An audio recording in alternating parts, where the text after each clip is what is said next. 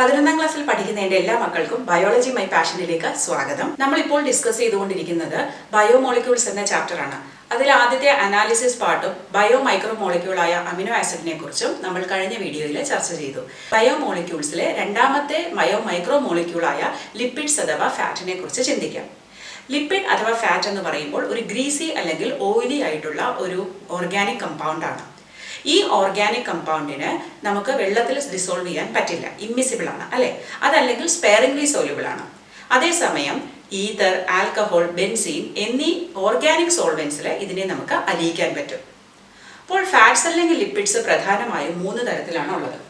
ആദ്യത്തേത് simple fats, പിന്നെ compound fats, പിന്നെ ഡിറൈവ്ഡ് ലിപ്പിഡ്സ്. അപ്പോൾ ഇതിലെ സിമ്പിൾ ലിപ്പിഡ്സിനെ കുറിച്ചാണ് നമ്മൾ ഈ ചാപ്റ്ററിൽ ഡിസ്കസ് ചെയ്യുന്നത്. സിമ്പിൾ ലിപ്പിഡ് എന്ന് പറയുമ്പോൾ അതിൽ ഒരു ആൽക്കഹോളും ഒരു ആസിഡും ഉണ്ട്. എസ്റ്ററിഫിക്കേഷൻ റിയാക്ഷൻ വഴിയാണ് അവ ഫോം ചെയ്തിരിക്കുന്നത്. അപ്പോൾ ഇതൊരു ester of a acid and an alcohol. കഴിഞ്ഞ വർഷം 10th നിങ്ങൾ കാർബൺ ആൻഡ് ഇറ്റ്സ് കമ്പൗണ്ട് എന്ന ലെസണിൽ എസ്റ്റർ ഫോർമേഷൻ പഠിച്ചു. അവിടുത്തെ ആസിഡ് ഏതായിരുന്നു? Ethanoic acid. ആൽക്കഹോൾ ഏതായിരുന്നു? എത്തനോൾ അല്ലേ? പക്ഷേ ഇവിടെ ആസിഡും ആൽക്കഹോളും ഡിഫറെൻ്റ് ആണ്. അപ്പോൾ ഇങ്ങനെ ഉണ്ടാകുന്ന എസ്റ്റേഴ്സിനെയാണ് നമ്മൾ ഫാറ്റ് എന്ന് പറയുന്നത്. അത് നാച്ചുറൽ വാക്സസ് ആകാം, നാച്ചുറൽ ഫാറ്റ് ആകാം. അപ്പോൾ ഇവിടെ വരുന്ന ആസിഡ് എന്ന് പറയുന്നത് ഫാറ്റി ആസിഡ് ആണ്. ഇവിടെ വരുന്ന ആൽക്കഹോൾ ഏതാണ്? ഗ്ലിസറോൾ ആണ്. ഇത് രണ്ടും കൂടെ എസ്റ്ററിഫൈ ചെയ്ത് കിട്ടുന്നതാണ് ലിപ്പിഡ് അഥവാ ഫാറ്റ്. അപ്പോൾ നമ്മൾ ലിപ്പിഡിന്റെ സ്ട്രക്ചർ മുഴുവൻ പഠിക്കണമെങ്കിൽ നമുക്ക് ഫാറ്റി ആസിഡിന്റെ സ്ട്രക്ചറും അറിയണം, ഗ്ലിസറോളിന്റെ സ്ട്രക്ചറും അറിയണം. അപ്പോൾ ഫാറ്റി ആസിഡിന്റെ സ്ട്രക്ചർ എന്ന് പറയുന്നത്, ഫാറ്റി ആസിഡ് ഒരു കാർബോക്സിലിക് ആസിഡ് ഗ്രൂപ്പ് ഉള്ള സ്ട്രക്ചറാണ് അല്ലെ? കാർബോക്സിലിക് ആസിഡ് ഗ്രൂപ്പ് ഏതാണ്? COOH എന്ന ഫങ്ഷണൽ ഗ്രൂപ്പാണ്. അത് നമ്മൾ എഴുതുമ്പോൾ ബാലൻസ് വെച്ച് എഴുതുകയാണെങ്കിൽ എങ്ങനെയാണ്? COOH എന്ന് നമുക്ക് എഴുതാൻ പറ്റും അല്ലെ? അപ്പോൾ ഇവിടെ 2 പാർട്ടാണ് ഉള്ളത്. ഈ COOH ഗ്രൂപ്പിനെ നമുക്ക് ഹെഡ് പാർട്ട് എന്ന് പറയാം. ഈ ഹെഡ് അതിനെ എന്താക്കി മാറ്റും? ഹൈഡ്രോഫിലിക് ആയിട്ട് മാറ്റും.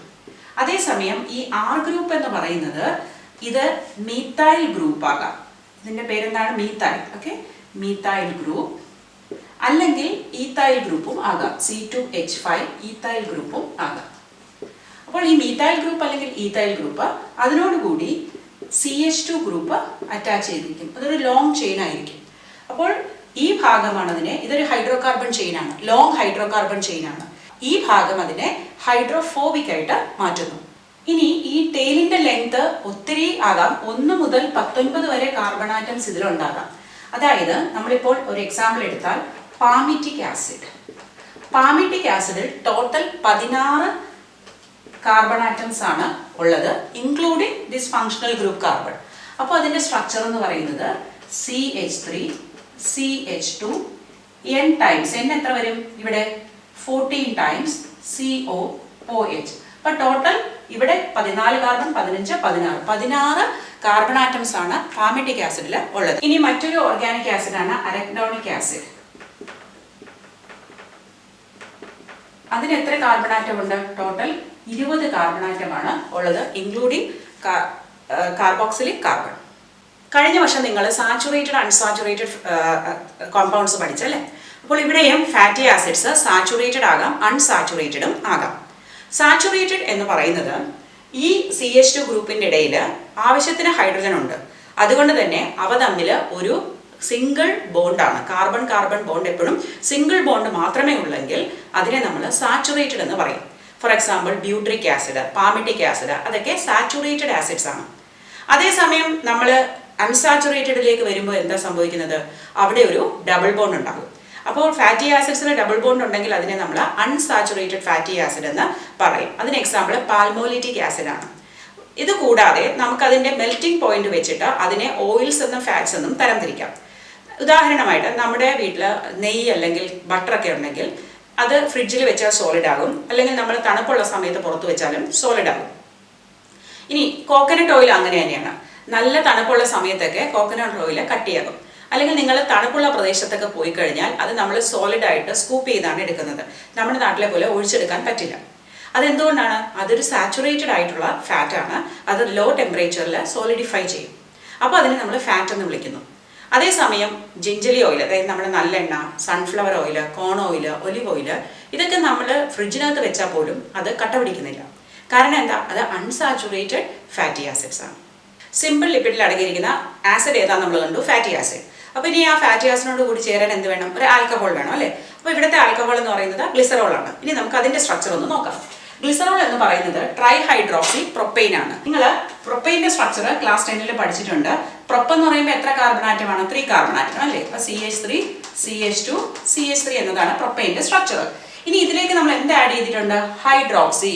ഹൈഡ്രോക്സി ഗ്രൂപ്പ് എന്ന് പറയുന്നത് എന്താണ്? OH ഗ്രൂപ്പ്, നമ്മുടെ ആൽക്കഹോളിലുള്ള OH ഗ്രൂപ്പ്, ഫങ്ഷണൽ ഗ്രൂപ്പ്. പിന്നെ എത്ര എണ്ണം ആഡ് ചെയ്തിട്ടുണ്ട്? 3 എണ്ണം അല്ലേ? അതുകൊണ്ടാണ് ട്രൈഹൈഡ്രോക്സി പ്രൊപ്പൈൻ എന്ന് പറയുന്നത്. ഇതെങ്ങനെയാന്ന് നോക്കാം.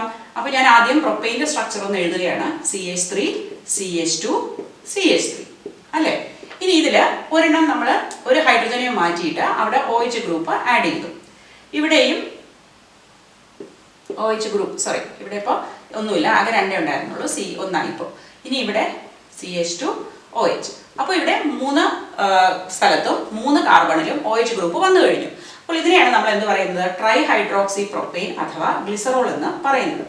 ഇനി ഈ ഗ്ലിസറോളിലേക്ക് ഒരു ആസിഡായ ഫാറ്റി ആസിഡും കൂടി എസ്റ്ററിഫൈ ചെയ്യുമ്പോഴാണ് നമ്മൾ അതിനെ ലിപ്പിഡ് അഥവാ ഫാറ്റ് എന്ന് വിളിക്കുന്നത്, അല്ലെങ്കിൽ ഗ്ലിസറൈഡ് ഫോം ചെയ്യും. അപ്പോൾ ഇവിടെ നമുക്ക് അറിയാം ഒരു R ഗ്രൂപ്പ് ഉണ്ട്, അതൊരു ടെയിൽ പാർട്ടാണ്. പ്ലസ് ഫിക്സ്ഡ് ആയിട്ടുള്ള ഒരു ഗ്രൂപ്പ് ഏതാ? കാർബോക്സിൽ ഗ്രൂപ്പ് അല്ലെ, ആസിഡ് ഗ്രൂപ്പ്.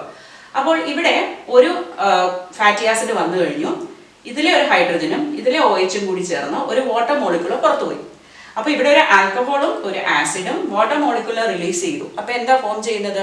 എസ്റ്റർ ഫോം ചെയ്യും അല്ലേ? എസ്റ്ററിഫിക്കേഷൻ റിയാക്ഷൻ ആണ്. അപ്പോൾ ഇവിടെ ഒരെണ്ണം ആഡ് ചെയ്തുകൊണ്ട് നമ്മൾ ഇതിനെ പറയുന്ന പേരാണ് മോണോഗ്ലിസറൈഡ്. ഈ എസ്റ്ററിന്റെ പേരെന്താണ്? മോണോഗ്ലിസറൈഡ്. കാരണം ഒരു ഫാറ്റി ആസിഡ് അറ്റാച്ച് ആയിട്ടുള്ളൂ. ഇനി ഇതിലേക്ക് നമ്മൾ ഒന്നും കൂടി അറ്റാച്ച് ചെയ്യുകയാണ്. അപ്പൊ ഇവിടെ രണ്ടാമത്തേതായില്ലേ?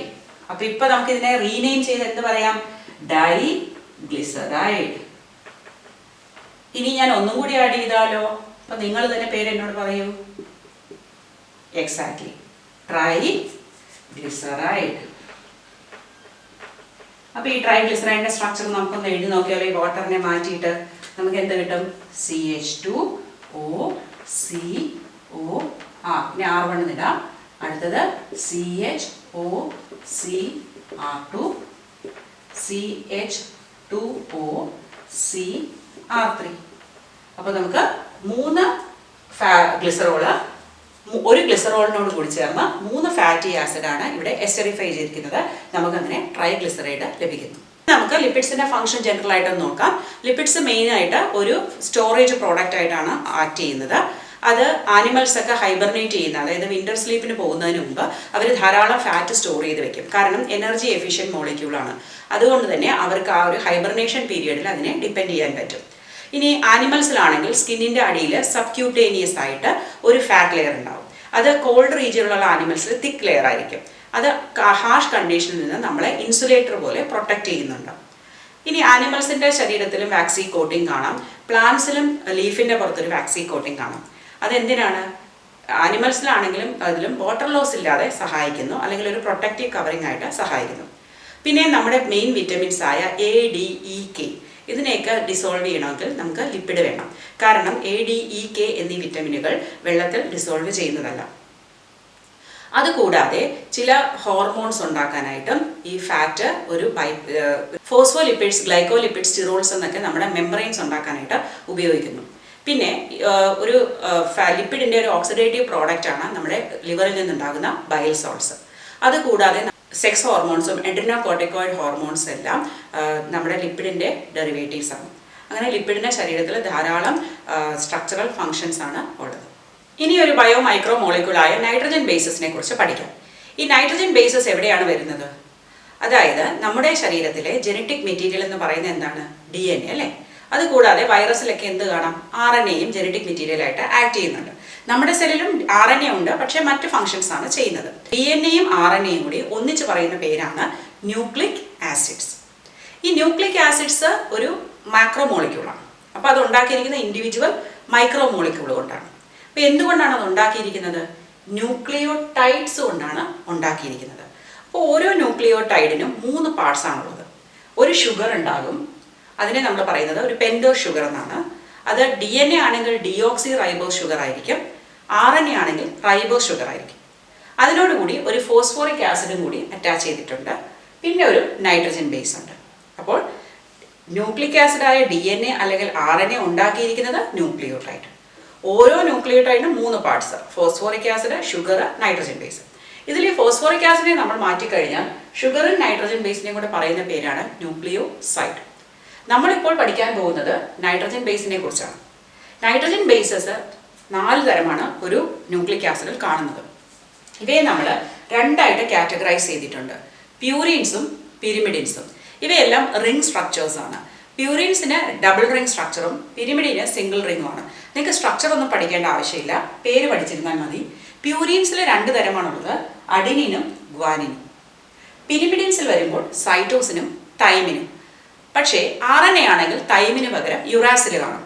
അപ്പോൾ DNA കാണുന്ന ആരൊക്കെയാണ്? Adenine, guanine, cytosine, thymine.